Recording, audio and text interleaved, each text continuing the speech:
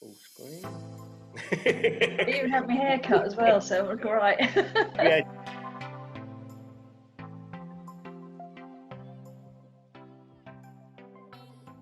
So I'm being joined today by Jo, who is a parent of Jess, a lady supported by MacIntyre.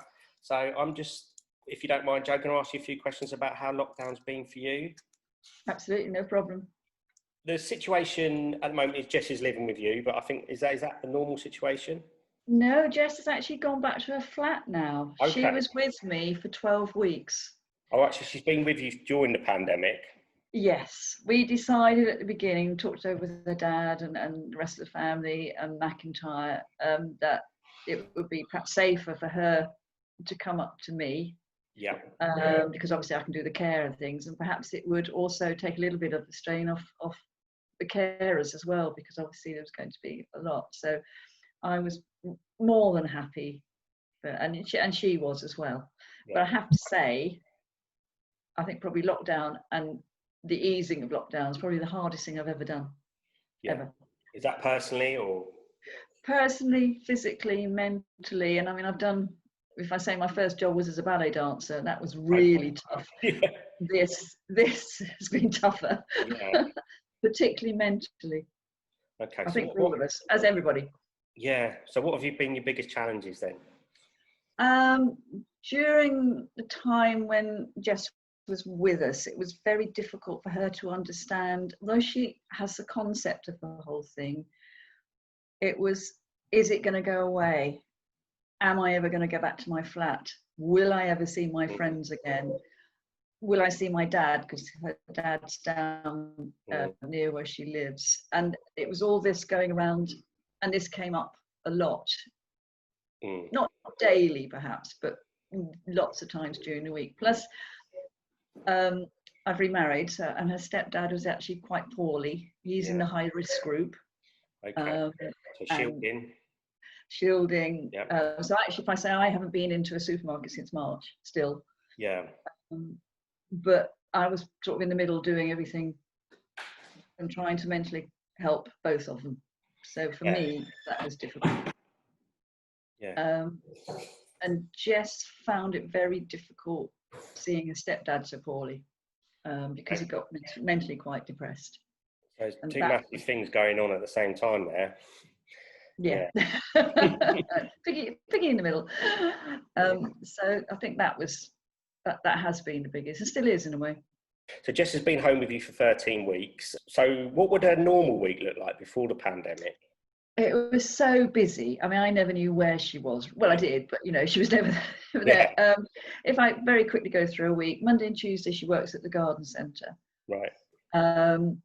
Wednesday we would, if we did voluntary work for MacIntyre, or we might have a school reading because of our books, we go into school to do books. Course, yeah. Thursday, for people who are not aware of that, could you just explain? Jess and I have written four books, inspired by Jess for me, because I wanted to write a story about Jess, but not the norm. Yeah.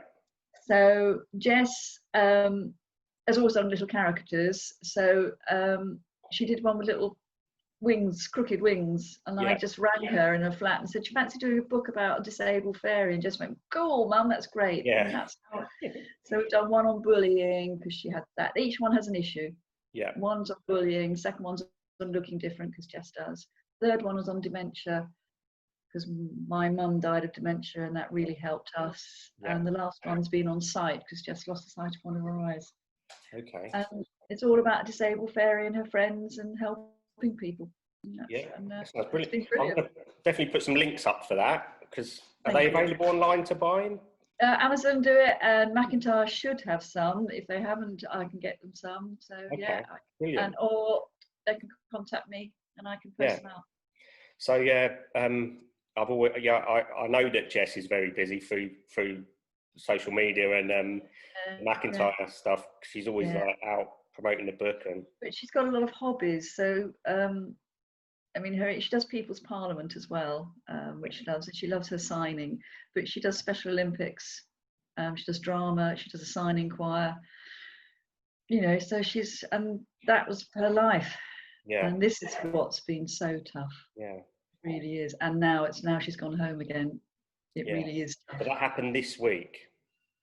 No, it happened. She's been home now 3 weeks, I think. Oh, 3 weeks. Yeah, and that was challenging and quite stressful. I mean, once when she was with us, we got into a routine, and I think it really helped us both. You know, we'd have breakfast, and then we'd talk about, and we did a signing post on Facebook every day. So Okay. we Yeah. signs. And I know I saw you were doing book readings as well every Friday. Yeah. That was great. Jess would sign them as well. Yeah. We'd go for a walk with the good weather. She helped me in the garden, so that really helped to focus every day, and I find it still does. If I don't have anything to do, I was devastated when she made the decision to go back, but obviously respected it as well. Yeah. If that's what Jess wants, that's good that she feels that she's confident enough to go back now. What came out of the lockdown with Jess here is, I mean, I'm late 60s, and I now know that I am worried, you know, that if we hadn't been there, what on earth would have happened to Jess? Yeah. And I want to put in place a support that I know that Jess is going to be safe when I'm older. And that's come out of lockdown, because I've seen her. She's a very emotional, very vulnerable lady. Yeah. And that's really come out of, Mum, what's going to happen? You know, the questions, what if, when's it going to go? But if I'm not around, or perhaps her dad, who is going to be there? And that's why I know there is a strong team that hopefully will be able to help her through this. Yeah, it's caused you to sort of question a lot of things about the future, this whole situation. It really has, and I want to really work on this, you know, hopefully with Nikki and things, and where next. I know she's the garden centre are very big on this as well. But I think, rightly or wrongly, I don't know, that the care system is, if it's not careful, it's going to go under, because us elderly parents aren't going to be around forever. So that really has come out. Yeah. Yeah, and obviously as a parent, I'm want to keep my loved ones safe, as we all do. So, you know, I'm not stupid, and I know the ins and outs of all this. Yeah. So I think it's important that parents are listened to and not seen as perhaps this person who's a bit of annoying, or you know, quite sensible, really. But we only want what's best for our people. And yeah, she's going back next week. She's in my family bubble, so I can take her in the car, and she can come back here and stay. Things that used to be simple aren't so simple anymore, are they? No. What do you think you've learned through this whole pandemic? I've learned a hell of a lot about myself. I think I've come out stronger. Yeah. As I say, I now do say what I think, or if I need to hear something, I'll ring and ask that person. Yeah. Although I do worry that I might upset the boat by saying things. Yeah. And I do worry about that. But this is a phrase I hate at the end of the day. At the end of the day, I am looking after my loved ones, and that to me is the be all and end all. So I want to get out there and talk about people with learning disabilities and what their lives are like, and what the lives of all people like you and your organisation do, because MacIntyre are, on the whole, absolutely brilliant. Yeah. And I don't think the government, the local governments, people out there know just what it's like as someone like Jess, as people like you, and as the carers. I think right at the beginning of the crisis, when people who work for MacIntyre weren't even seen as critical key workers at the beginning. No. That had to be fought for. Just basic things like that. It's very, very focused around the NHS, which is great, because the NHS do some great, amazing work. But you know, there's a whole other world out there that was kind of forgotten about at the beginning.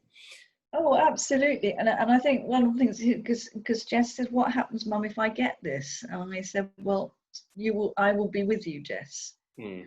you know, the whole way. You know, if you're here, we manage, we self-isolate in various ways." She said, "Well, what if I get it when I'm at the flat?" I said, "I'll be down, Jess. You know, I'm not going to let you go through this on your own. What if I have to go into hospital?" Now, of course, they only take that person, but I've been seeing on the news that people who are supporting someone who is disabled, and they won't, and I have to say about the same, I would not let Jess go into hospital on her own.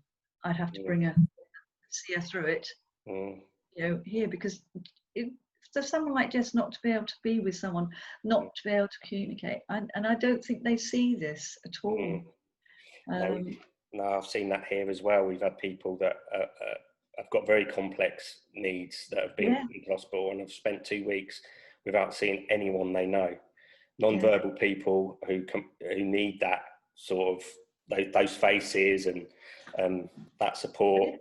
yeah. And if someone's willing to go in, Mm. then I don't see that. I've got a friend I spoke to. Her sister actually has learning disabilities and dementia, and she had to go into hospital this week, and they wouldn't let my friend go with her. But she doesn't communicate. They had to do certain tests and things, and apparently this poor lady was in bits when she came out. Mm. Absolutely. So Mm. you know, that's going to You be can't imagine, can stressful. you, how scary that must be to be in a situation that you don't understand and not have the people, the faces around you that